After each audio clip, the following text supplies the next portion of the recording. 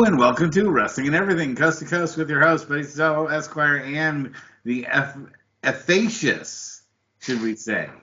Now, I'm trying to think of the quality descriptive word for you tonight. Um, uh, the elocucious, Evan Ginsberg. I like the alliteration with the double E's. That would be a good wrestling gimmick. Yes, well, we kind of had that with the Genius. He was in that sort of mode, and certainly an individual you and I both missed tremendously, Lanny Poffo. And so yeah, we're minus Jonathan. He's out of Disney World, spending God knows what, probably the same kind of money you could spend on a trip to Europe, going to go to maybe the most over commercialized spot on the planet. We were talking about how the WWE may have overpriced their tickets in WrestleMania and finally, killed the golden goose by, just packages that are so incredibly obscene. Oh, hey, wonderful. We are joined today by our special guest. I was not sure you got our email, so it's great to have you aboard. This is a gentleman that Evan has introduced to us. So, Evan, would you like to introduce him tonight? Absolutely. I had the pleasure of seeing Cha Cha Charlie live for the first time the other night at Colossal Championship Wrestling over at the hallowed Elks Lodge on Queens Boulevard in Queens, New York, where ECW used to run. So that is a historic venue. And Charlie, you are incredibly entertaining. And you and Steven Person, it was like an old school face versus heel match, and the fans loved it. And you had them dancing. You had them in the palm of your hands. Welcome to Wrestling and Everything, Coast to Coast. Thank you guys for having me. Yeah, you nailed it, man. The crowd was good. The fans were involved. It was Steven Pearson's. He brought his best that he could, but at the end of the day, Cha Cha Charlie came out victorious, and we were celebrating and dancing all night long. That's fantastic. That's fantastic. Charlie, I want to welcome you to the show. I saw your promotional video, and we are going to play some of that tonight on the show because I think that, first of all, it's amazing. The production value that went into that is movie quality and tremendously well done. So I had some questions about that. But meanwhile, by watching that video, I realized we had a lot of things in common, including working for CCW. Although my CCW was vastly different than your CCW. My CCW was California Championship Wrestling. We were around from 2006 to 2008, so different scenario than your Colossal Championship Wrestling.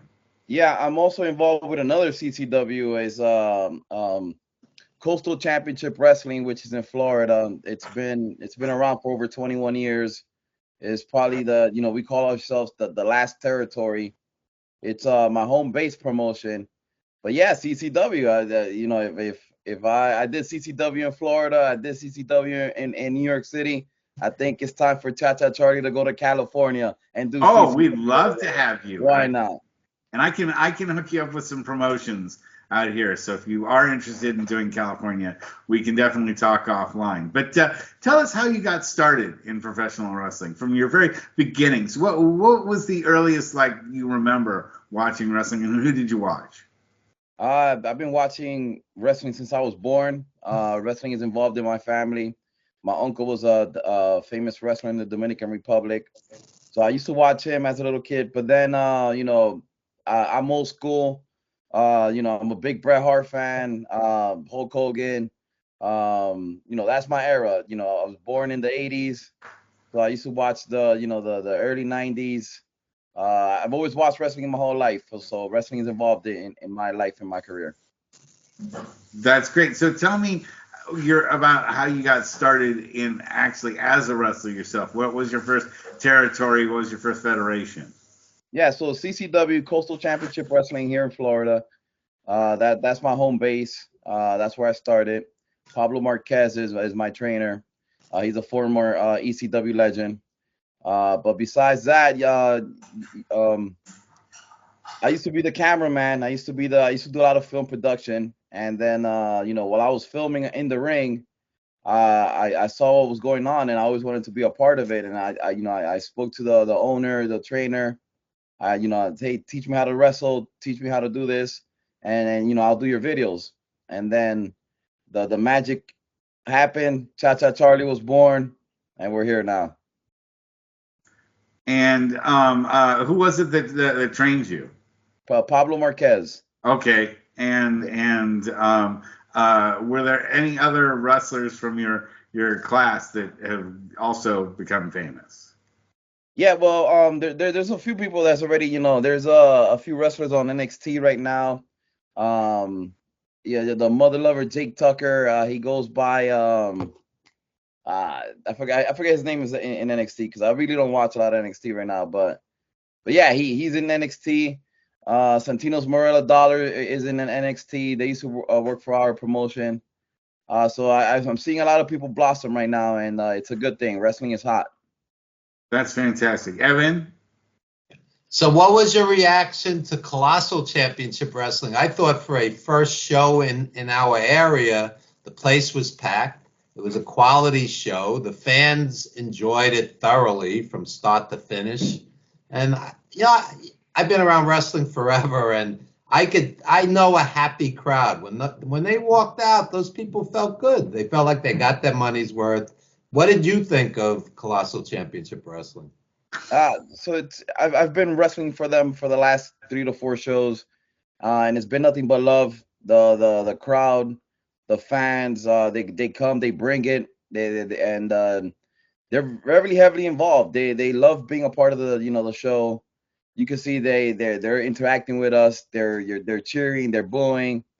It's a good crowd, and I like it. And then Colossal Championship Wrestling, the locker room, from Mario to Bobby, everyone is they treat me like family, and I just love being a part of the team right now. There you go. And what I noticed was they avoided a lot of the pitfalls that indies are prone to. The show started on time. It was a tight show. It didn't go on for 4 or 5 hours. They didn't have 18 matches. Sometimes it's overkill. I've been to shows where they're setting up cages at midnight and you stagger out of there 12:30 at night after God knows how many matches. And but this was a good tight show, and everybody had their place on the show. And I also thought it was interesting that the only women on the show, they were the headliners. What did you think of that? That's unusual for an indie. Yeah, no, they defended the world title, their championship title. It's Women's Month, right? We're celebrating women. Okay. Why not give them the main stage? Why not have them, steal the show? And Roxy brought it. They all brought it, and the match was great. I think everyone, for it to be the main event, everyone was shocked about that, but I think it delivered, and that's what matters. As I was watching that match, I said to myself, I could easily see those two women on an AEW or WWE show because they were that level of wrestler. I mean, and I thought the same when I watched you. I said, you have like a perfect, quote unquote gimmick to get over in WWE, which is geared towards, kids and just a happy old school character. And you deliver in the ring. It's not all show. So Yeah. I'm watching a card with 8 or 9 matches and 20 or so wrestlers, or even more. And I'm like, Cha Cha Charlie's the guy I could see making it. I was also very impressed with Leo Sparrow. I could see him in an AEW because he's got like every move in the book. Yeah. And what Invincible. I forget his first name. Tommy Invincible. Tommy Invincible. This guy looked like a serious pro. Yeah, I'm jaded. I've been going to wrestling since 1974. Before you were born, I was going to wrestling. And I've been to God knows how many, indie cards, but I walked out of there saying, this is a quality show with quality wrestlers. And for a first show to pack a place and deliver from start to finish a good show, I was very impressed, honestly. In fact, I think that's a great segue for us to show a clip of your video and give the people a sample of what you provide in the ring. And you don't know about this, Cha-Cha, but I absolutely hate doing screen sharing when I'm doing this thing. So the fact that I'm doing this for you it shows what a special video I think this is for our viewers. So, okay, everybody, I'll get to sharing here. Here, there, start sharing, and hopefully this all works. Can you make it full screen? Byron inspired me to wrestle.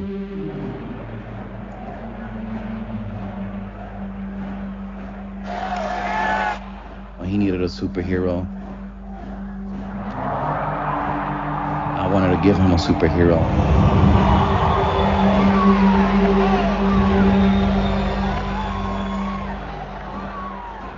What better way to have a superhero as your dad? Like swinging in the park, buddy? Charlie's calling for it.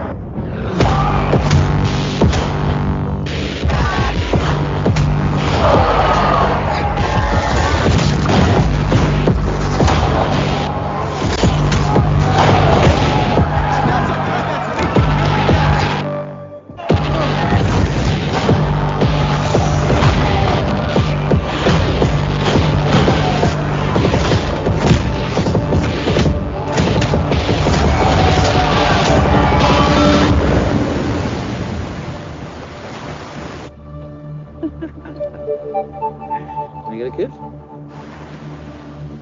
Hopefully, he sees me as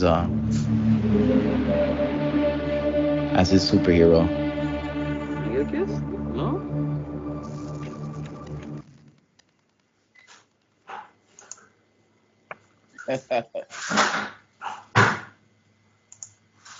So Charlie, I was an associate producer on The Wrestler with Mickey Rourke and 350 Days with Bret Hart, Superstar Billy Graham, etc. And that video is so professional and moving. I mean, not only is the wrestling action, done tremendously well, but that's a quality film. You could get that into film festivals. Yeah, I agree.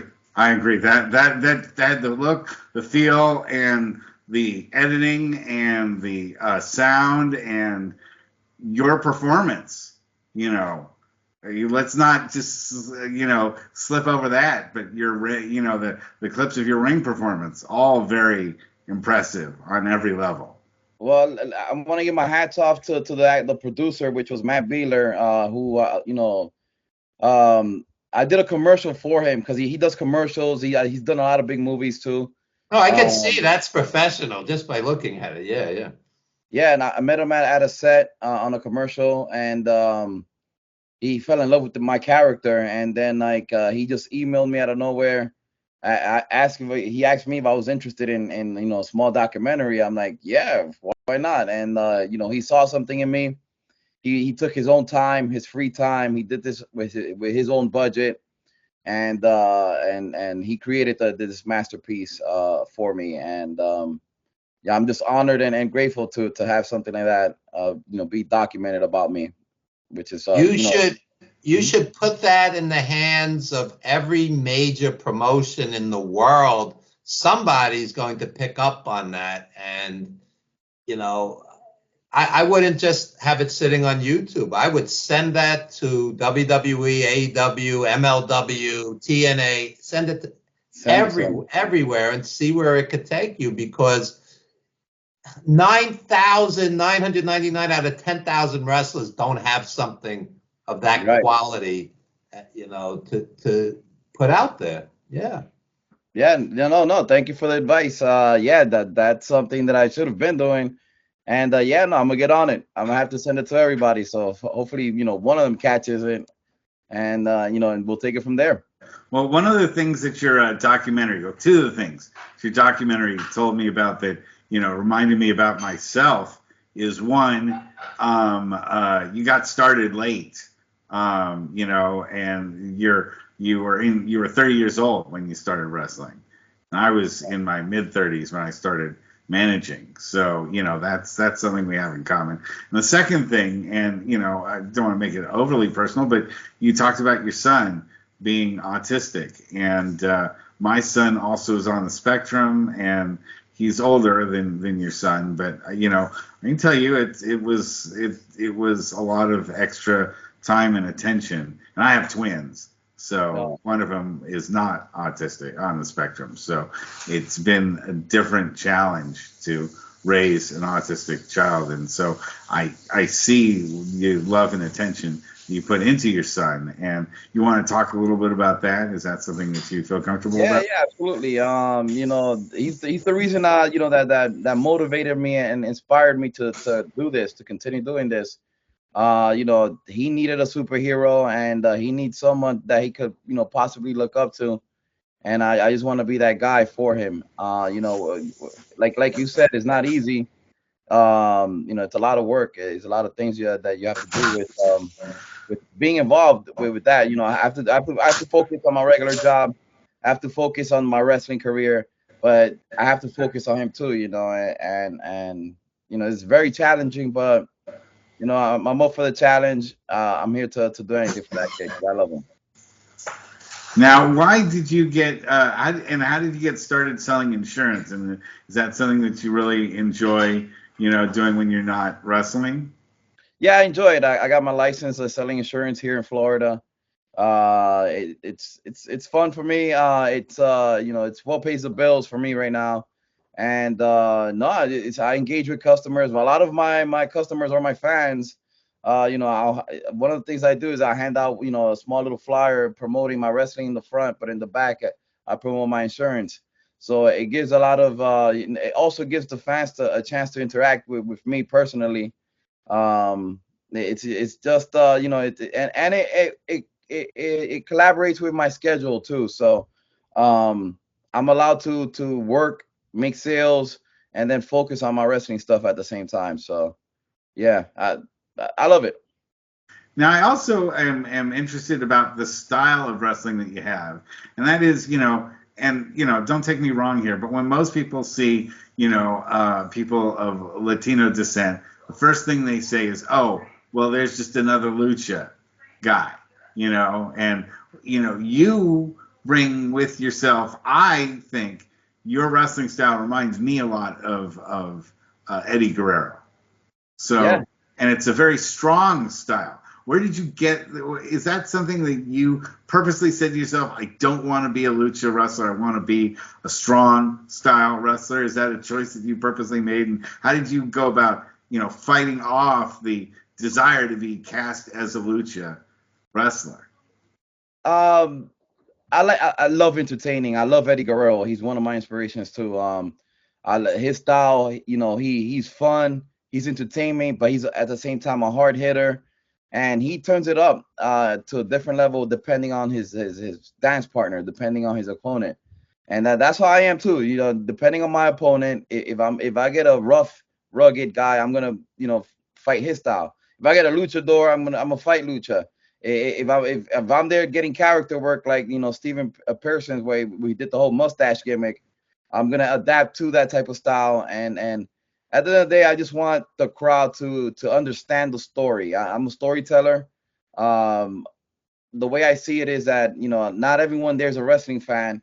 So for those people that are there watching, I just want them to understand, good guy, bad guy. What's the reason? What's the motive?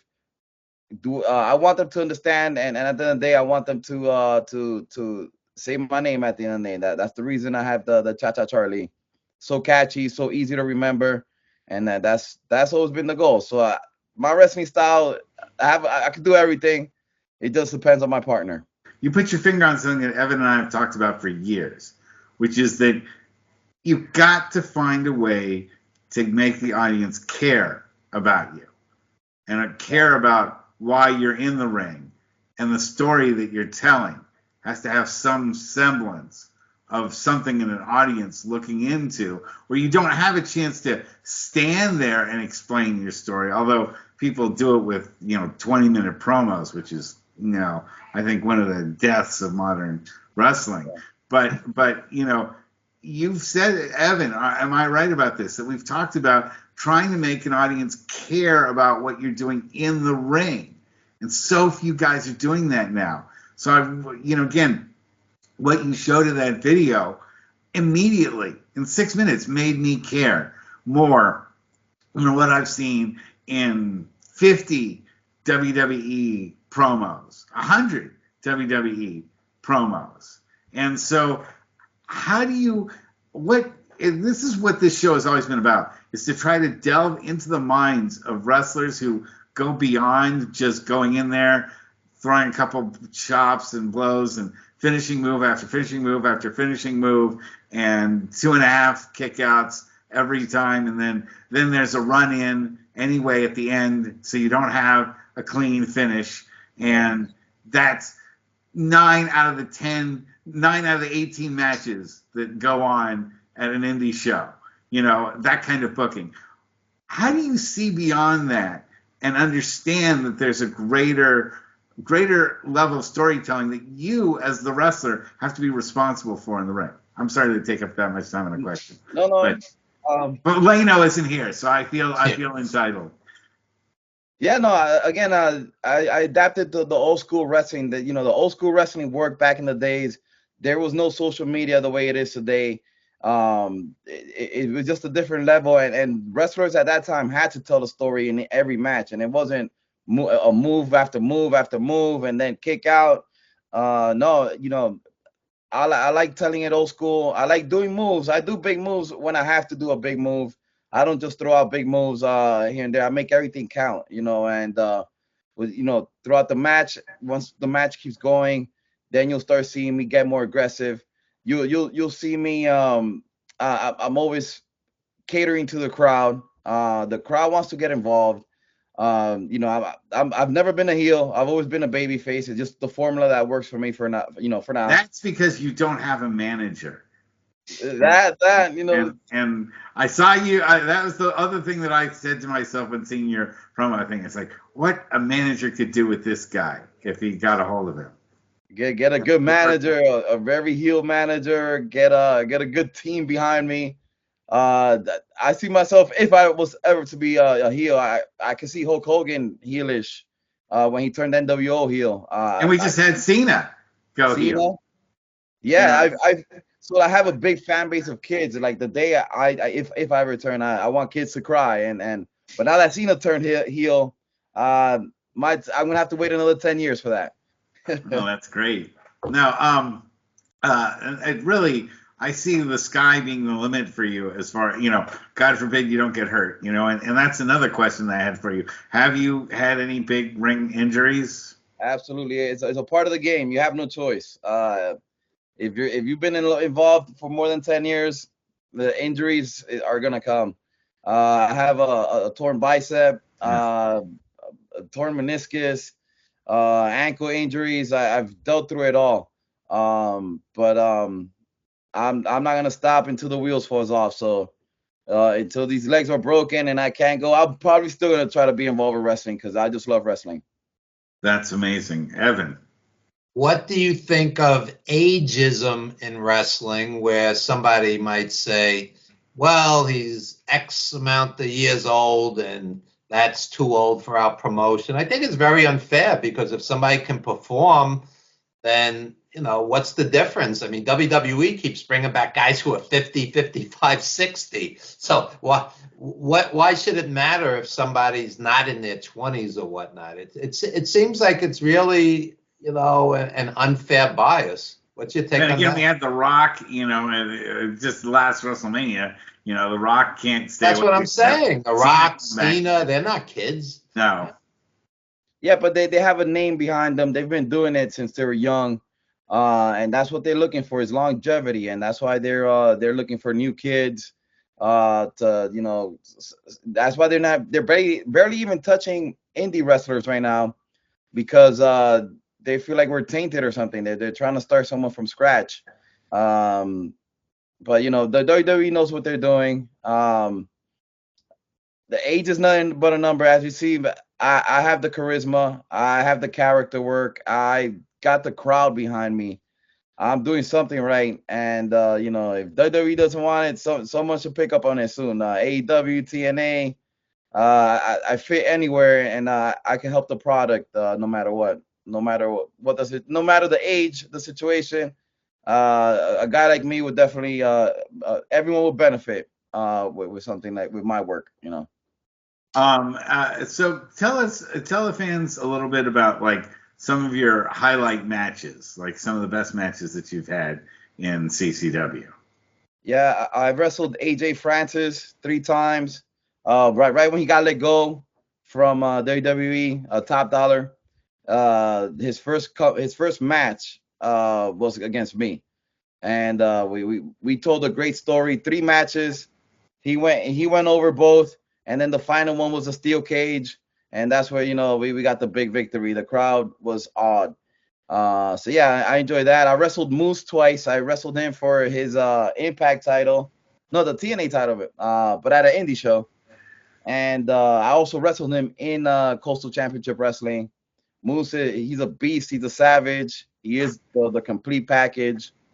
There's many big names. Carlito, Caribbean Cool. I've been involved with the Colognes. So I've done a lot. Matt Cardona recently, Enzo Amore, Real One.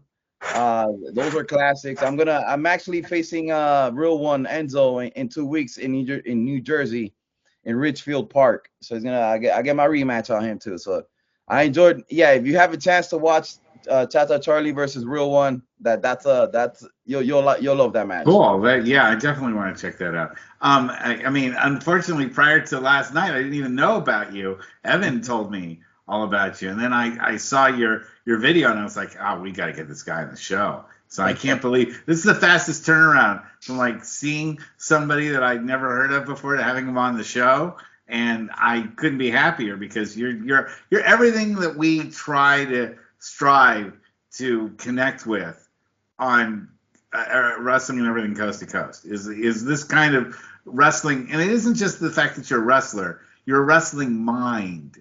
And I always want to be in touch with people who are wrestling minds to find out why wrestling works. I mean, we see so much about wrestling when it doesn't work, and dark side of the ring, and negative portrayals of what happens.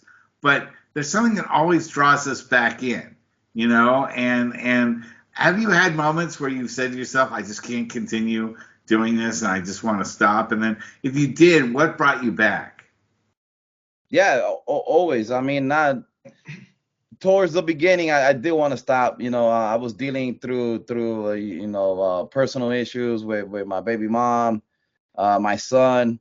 But what kept me going was the fans. The fans wanted it. They didn't want me to stop. My son, him having a hero. I got to show him that I'm here for the long run, and I'm here to give him the world. And that's my motivation right now. Is my fans and my son. Well, I think the good news, if timing is what it is I think you're getting through the hardest part right now, the 3 to 5 to 10-year-old. Once he turns around 10, I think you're going to see it's going to be a lot more different, and he'll find the things in his life that really matter to him so much, and I think he'll be able to handle the frustration of the things that he doesn't understand or doesn't accept. And kids get to be better at being used to that and expressing those things rather than being frustrated and getting upset when they can't vocalize those things. I think that's the experience I had with my son, and I mean he's 13 years old and now he gets straight A's in school. So Nice. it was a long way to get to there, but it can happen. So don't ever give up, and don't get too frustrated, because everybody who has an autistic child goes through hard times like that. So I definitely wanted to send that message to you. Now, if you could have a match with anyone in wrestling, historically, living or dead, who would you have a match against? Right now, living, I think it could happen. Me versus Jericho would be a good match. I think we would tell the story. His character work, my character work. I think we would tell. We would make magic. So yeah, right now would definitely would be Chris Jericho. And what about from the past? Past Eddie Guerrero. That would be a good story. It would be like Eddie passing the torch. I think it would be that type of match where it's he could be heel, he could be baby, but how his style, and we would definitely move the crowd and have an ultimate dream match between me and Eddie. That's fantastic. Now, can you tell us a little bit about your father and his professional wrestling career and Well, what that's all about? it was my uncle. My uncle, his brother, in the Dominican Republic, he would wrestle against world famous Jack Veneno. Jack Veneno also has a movie. He wrestled Ric Flair. There's a big story about that when Ric Flair went to the Dominican Republic. Veneno won the belt from Flair. Yeah. That story. He used to wrestle in New York sometimes. Yeah. So and I used to go to those shows in New York as a kid, as a baby. Yeah. And yeah, that's how I'm involved. My uncle was his name was La Momia de Santiago, which is a city in New York, in the Dominican Republic, and he was popular. I used to get in the ring as a little kid. Even in New York City, when he would do like small shows, he would he would bring me in, and then after the show, I would be hitting the ropes as a little kid. I would never forget those experiences. Well, that's really great. Now, what other territories have you worked in other than Florida? So I'm all over right now. This week, there's Fourth Rope, which they're making a buzz. It's West Side Gun. He has he uses TNA's production, so TNA's the producing team on that normally. I went viral off of being on that show. That's the first time I faced the real one, Enzo Amore. I faced Matt Cardona in Atlanta, and this Thursday they're in Austin, Texas. So that's the big one. I'm enjoying the work. I faced Joey Alonzo, which is a good heel. Looking forward to that. There's Boca Raton Championship Wrestling. There's a New Generation Championship Wrestling. I've been through a lot. I've done the AEW stuff too. Some dark work. I faced Keith Lee and Dustin Rhodes here in my backyard. You can pull that on YouTube. That's pretty good. Nice. The crowd was chanting my name. They were not supposed to chant my name, but they were chanting it, and that's what matters, I'm surprised AEW hasn't given you a chance, actually. Yeah, especially when I fought Keith Lee and they saw the crowd reaction that I had. That was already like a big moment. They should have, they should have ran with that. But again, I'm looking forward to anything that happens right now. Right, you never know when your chance can come up, Exactly. and that kind of thing. So, Evan, you have some additional questions? You mentioned Chris Jericho, and I'm a big AEW fan, and also Ring of Honor.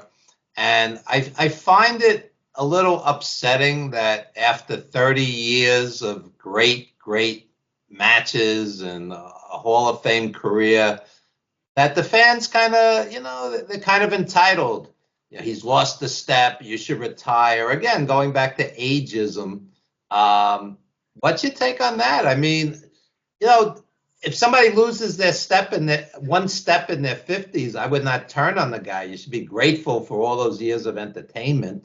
I think But it then puts fans in a you bad don't want light. to see Ric Flair getting in the ring at age, nearly 80. Well, that's a different story, but Jericho could still work. I was at Ring of Honor Final Battle in New York, and the guy's still good, Yeah. Jericho can still go, and he's like, yeah, he's not being, the Lionheart Jericho right now, but he's still moving better than a lot of these kids.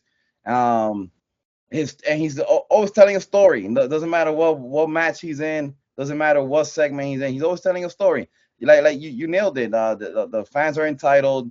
They get used to one certain thing, and it's just a lot of entitlement right now, and that's what's wrong with the society that we're in right now. But yeah, no, Jericho is still a goat. The way he carries himself, the way he moves, you could tell he still got it, and he's one of those guys that he's not gonna stop until the wheels falls off, and Jericho, let's say his AEW run ends, he could easily go back to the WWE and have a big match over there automatically. He'd also be a perfect manager because he's a great talker. Yeah, he's always going to be a part of the game, and we're grateful to have a guy like Chris Jericho around today. Absolutely. So I have a big question for you. So you're one of the few guys who have balance, family, career, follow your muse, the wrestling, and what would happen if a major promotion, said, here's a contract, and all of a sudden you're on the road, you're not at home, that all of a sudden, everything changes. I mean, he's wearing the hat for 350 days. It doesn't come off. I shower, sleep with it, and everything. It's the gimmick. It's all about the hat. Is the gimmick. So, what's your take on that? I mean, your life could radically change if you get a deal with a major promotion. It's what I signed up for, man. This is what I signed up for this, and now me being at my age, it's now or never. So if the opportunity comes, I'm definitely taking it, and I'm gonna make the best out of it. I'm gonna just still, figure it out, try to make everything work to the best I can. But if I could figure this out full time, if I could do it full time, that's always been my dream, and I want to live my dream at the end of the day, and that's what matters. I mean, you have your insurance license, so you could always go back to that after insurance. I can still do it. I can still do it at the same time. So. Well, but if you start, I got to focus more on the wrestling part. Yeah, they want you flying around and going all around, even to other countries. Yeah, you won't be able to sell insurance then. But hey, yeah, we'll see. Is there a kind of specialty match that you love? And is there a kind of specialty match that you simply just don't want to do if it's on the card? You don't want to touch it. Yeah, I'm not a fan of those death matches. Not to knock any of those guys off, but I'm not just gonna do a death match for no reason. I won't do a hardcore match if there's not a story to it. I'm the type of wrestler that if I'm gonna have a hardcore match, if I'm gonna have a no DQ match, there has to be a reason. The story has to be there. It's just you're not gonna see me in a no DQ match for no reason. Without the crowd or anyone knowing why is he in a no DQ. Again, I'm a firm believer on storytelling. We have to give the fans a reason why is Cha-Cha having a no DQ match, so yeah, trust me, I love no DQ matches. Those are the easiest ones, but I prefer the story behind it. Before a death match, I won't do a death match. There has to be a lot of money involved, and I just won't. I'll stay away from that if I can. I love cage matches. I do like having good hardcore matches, but again, there just has to be a story to it. No, that's definitely honorable.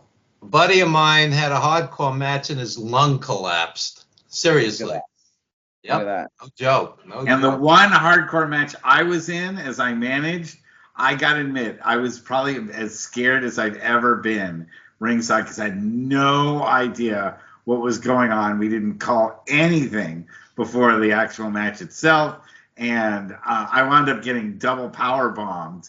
I mean, double choke slammed by Mike Modest at the end. And again, I spent most of the time just cowering in the corner, just hoping I didn't get hit by a garbage can or broken glass or a 2x4s or anything else, baseball bats, anything else that was going on in the ring. It was pretty crazy. Yeah, so on the video when you saw me bleeding and when the blood was on the ring, that was actually a bad experience. I got open hard way.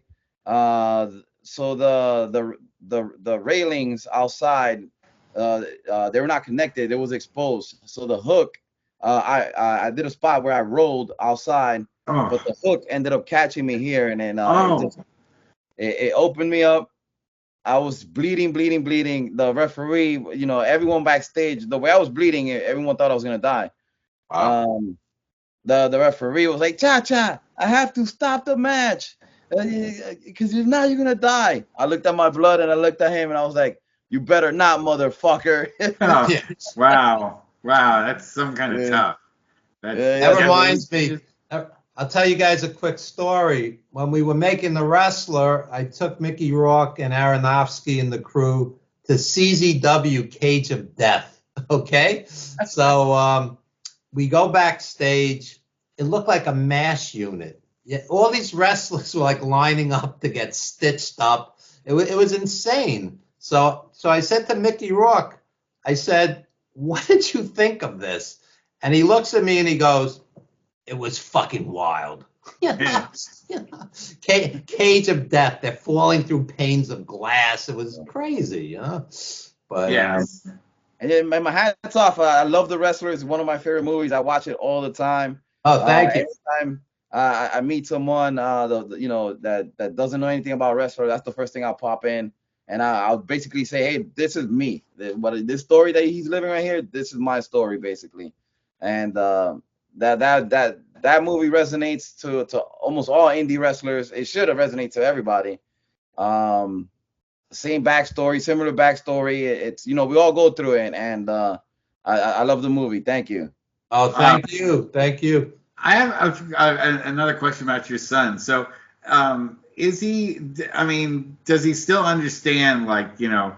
Is he still kayfabe with him, or is he beginning to understand? Yes, it's it's all scripted, and he knows that you're not on purpose going to get super hurt when you get into the ring, or does he not really understand what's? He's not in that level where he really understands right now. Is it hard for him then when he sees you getting, bloodied up? Well, every time he hears my music, he goes crazy, and I come out, same song. He already knows that when that music plays, it's cha-cha time, and I see the smile in his face, and I love seeing him smile, and so I'll just play the music for him all the time, and he loves it. But what about when you get hit and you get pummeled? He likes all that stuff. He enjoys. I think he likes seeing me get hit too. Does he get mad when you lose though? Yeah. Everyone gets mad when I lose. I'm not. I don't lose that often, and when I do, the crowd doesn't like it either. So. It was interesting when you guys came out Saturday night, you and Stephen Person. It reminded me. Johnny Valiant used to say to me, when you're a wrestler, within 30 seconds, the fan should understand this one's the bad cowboy, this one's the good cowboy, this one's the bad Indian, this one's the good Indian. In other words, they should understand, the gimmick. And many times in indie wrestling, I'm watching and every guy in the ring looks the same. They got the same tattoo, the same shaved head, the same, and you can't even tell who's the face, who's the heel, what's the gimmick. And the second you guys came out, I'm like, Cha-Cha's the face, Steven's the heel. This is pretty obvious. And it all worked like magic. It really worked, yeah. Yeah, because we don't have that platform when we're on TV, and the crowd again, that half of those people probably haven't seen us wrestle. Half of them have, but again, at the end of the day, after my match, everyone, like you said, they knew who's the good guy, who's the bad guy, they enjoyed the story that we told, and that was the goal. And you know, Steven did his part, I did my part, the ref did their part, and overall, I was happy for the match I had with him. And let me just throw this in. There's an indie manager that was there. He wasn't working the show. His name is Mr. Big, and this guy's worked with everybody. He's been on our show. Been on the show. And he said to me, he said this publicly. He said, Steven Person is the best indie heel out there now. He just has like a perfect gimmick, and it works. And it's yeah. Yeah, actually, at the last CCW show, I was working against Mr. Big. Okay. Yeah. So yeah, I'm familiar with him. We had him involved in the last match. We told a story there, and yeah, it's on to the next. He's a colorful guy. Have you held any titles? Which titles have you held? So for my promotion, I held the Coastal Championship Wrestling Heavyweight title twice. I've been the CCW Tennessee Heavyweight Champion, the Southeastern Champion. In New York City, I held the heavyweight title for LAW, but they're not. I don't think they're around anymore. Yeah, I've held some titles, but I'm one of those characters that I don't need the belt. But it's always good to have the belt. You know, it's always good to be champion, to be the main stable of the brand. But a lot of promoters is like Cha-Cha is the belt, and you know, I'm here to sell tickets. I'm here to draw. I'm here to put butts in seats, and that's always going to be my goal.